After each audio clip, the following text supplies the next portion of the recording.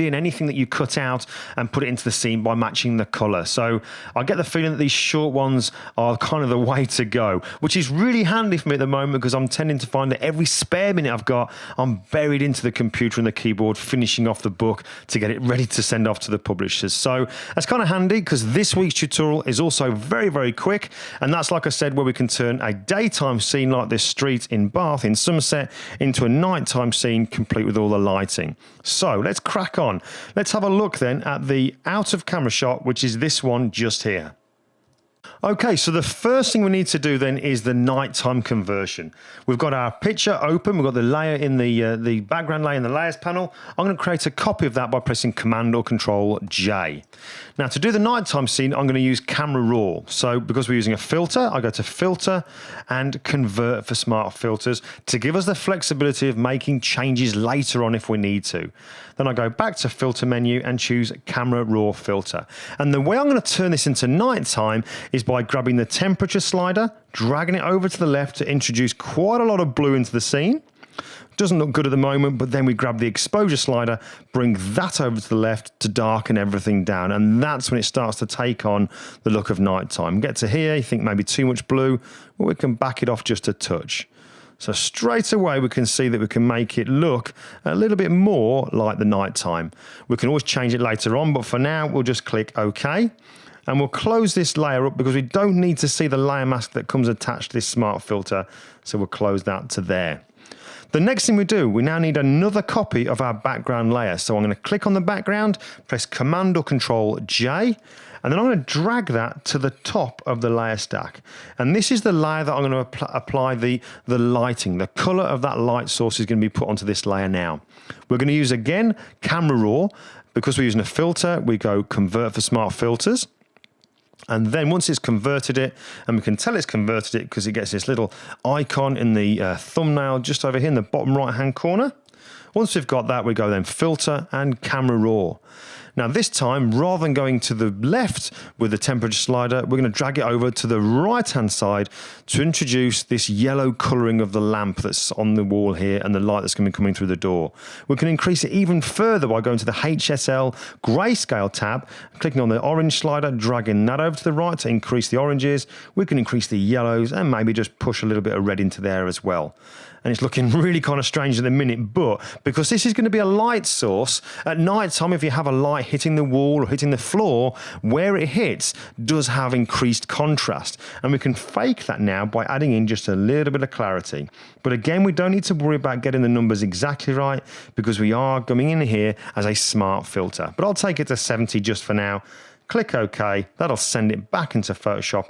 And again, I'll close this layer up because we don't need to see, we won't be using the layer mask that comes with this smart filter. Okay, so this is going to be the color of our light source, but we don't want it in all the picture, so we're going to hide it behind a black layer mask. So we're going to hold down the Option or Alt key, click on the layer mask icon to hide it.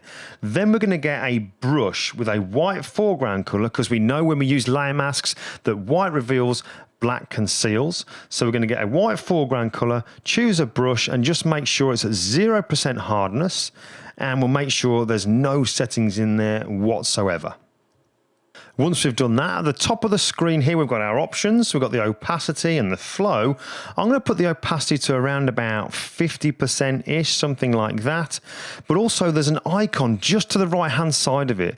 That's where we can turn on or off the pressure sensitivity. And I'm using a Wacom Cintiq. I also occasionally use an Intuos Pro tablet. And I don't always have the pressure sensitivity turned on.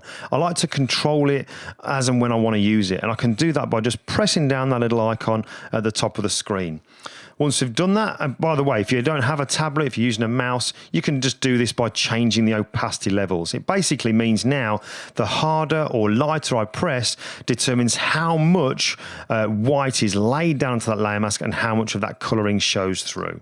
So let's have a look then. I want to put some that turn it on, make it look as if the street lamps turn on. So let's just press down just a few times in this kind of area here just to brighten up that part of the wall. and then I'm going to just press down a little bit softer the further away from the light source we go. I might lower the opacity just a touch more as well. So I'm just going to paint just a few areas down here, just to make it look as if that street lamp's on, it's hitting the wall, and it's also hitting the sort of street down below as well, just a little bit onto the pavement and onto the roadside, something like that. Now you can take your time doing this just to really finesse it, but you can see already how quickly we can make it look as if that street lamp's on and we're getting the light onto the wall. So that's a street lamp. Now let's work on the doorway here, so it makes it look as if something's going on behind this wall and there's a light in the doorway shining out onto the street. Now the way we do that, I'm going to turn off the pressure sensitivity. I'm going to take the opacity all the way up to 100%, and I'm actually going to make the brush 100% hardness. That's going to make it easier now when I fill in the actual doorway, because we've got very straight lines and we don't want to have the light spilling over, which it would do if we use a soft brush. So what I'm going to do is I'm going to click once at the top, hold down my shift key, click at the bottom. That's going to draw a straight line. Holding down my shift key again, we'll click across the bottom. Keeping the shift key held down, I'll click right up that area there. So it's a very quick way of us drawing lines. So let me just kind of paint in this area here. And again, I'm going to be doing this very, very quickly. Obviously, when we do this for real, we take a lot more time. But let's just quickly paint in this area of the arch just at the top. If there's areas that you go over that you want to kind of get rid of, rather than painting in white to reveal it, just paint in black to conceal it. So if I just zoom in, there's just a few little areas here I want to get rid of. So let's just paint in black to take it off this part of the wall here so it doesn't look like it's spilling out. So get rid of that just there.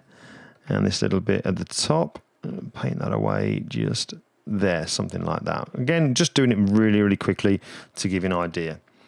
Oh, a little bit off there we'll get rid of as well. Decrease the size of the brush, and we'll just paint that off just there. All right, so zooming down, let's just fill the rest of this in, increase the size of the brush, painting with white, just filling in the doorway, like this. And now we want to make it look as if it's spilling out onto the street. And this is really simple to do. I'm going to decrease the size of the brush. I'm going to click in the bottom right-hand corner of this doorway. So I'll click there, hold down my shift key, and then bring my cursor across to the other side of the road and click. And that's going to draw a straight line. To do the other side, I'm going to click once in the other corner at the bottom of the doorway, hold down my shift key and click on the opposite side of the road. So it does that really quickly. Then I can just zoom in, increase the size of the brush and fill the rest of the space in like this. Just again, just doing it really quickly just to show you the effect here. Something like that. Change the foreground color to black just to take it off this area where we've gone on too far. So click there, shift and click, gets rid of it like so. So there we've got our light on the wall illuminated, brightening up the wall. We've also got the light in the doorway with it coming out onto the street. But what if we want to actually not have the light in the doorway not quite as bright as it is? You would think because it's on a layer, maybe just lower the opacity of that layer. But the problem with that is, sure enough, it sort of like lessens the brightness of the light in the doorway on the road, but it also reduces the brightness of the light on the wall. So we can't use the opacity. What we need to do is make use of the layer mask.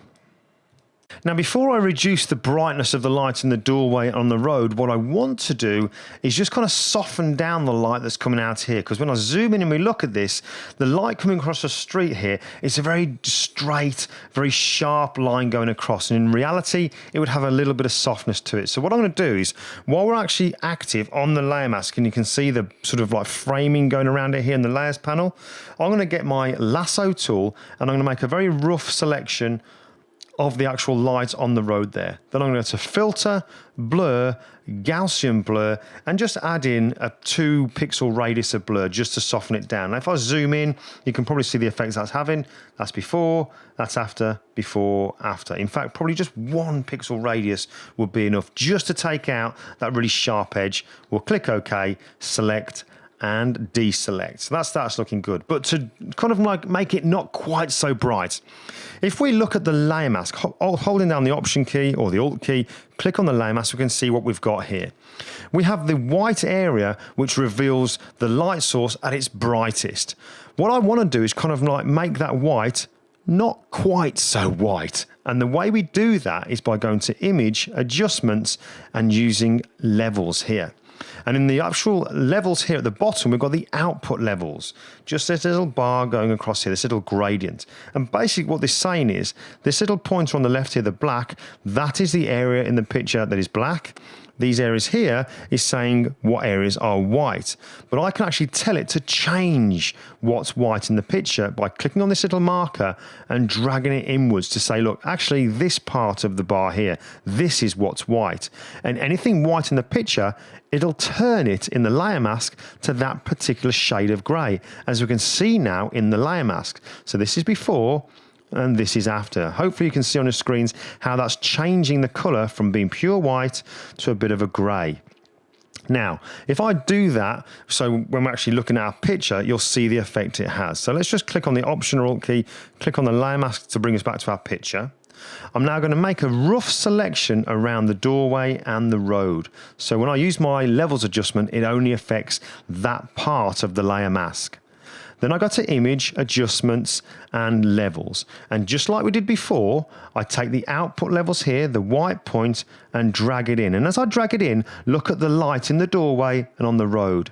And look how it gets dimmer. That's full brightness. That's not quite so bright. So I can use this now to control how white that is on the layer mask, which in turn determines how bright the light source is coming out of the door and hitting the road as well. So we click OK, select and deselect. And let's just, select and deselect. Double click on the hand tool to go to full screen view. Okay, so this is just a really quick overview to show you how you can take a daytime scene, turn it to a nighttime scene purely by using 2 layers, the camera raw filter, layer masks, and a brush. Really simple, really easy, and it's a very, very quick run through.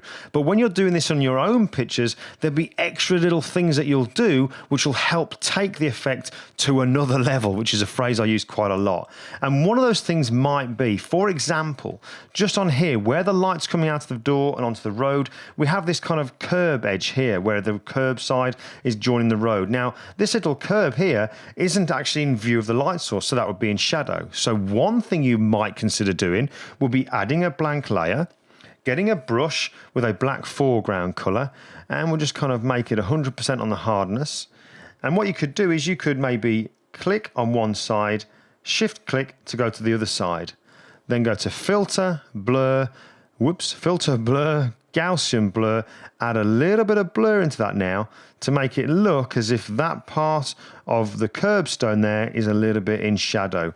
Turn it, click OK, turn it on and off like so. And then obviously you just get an eraser. Anywhere that's spilled over, just paint it off the edges there. But that's all kind of stuff that you do to finesse it. But you can see how very quickly we can take a daytime scene and turn it into a nighttime scene. So I hope that's helpful. It's a nice little effect there that you could do so many different things with now in your pictures, turn it into a nighttime scene. But like I say, I hope it's helpful. Hope you enjoyed it. If you did like it, click on the like button, share it with other people. And if you haven't already, you know the score. Make sure you click on the subscribe button. That's all I've got for you for now. I'm off to the keyboard to do a bit more writing. I'll see you next week.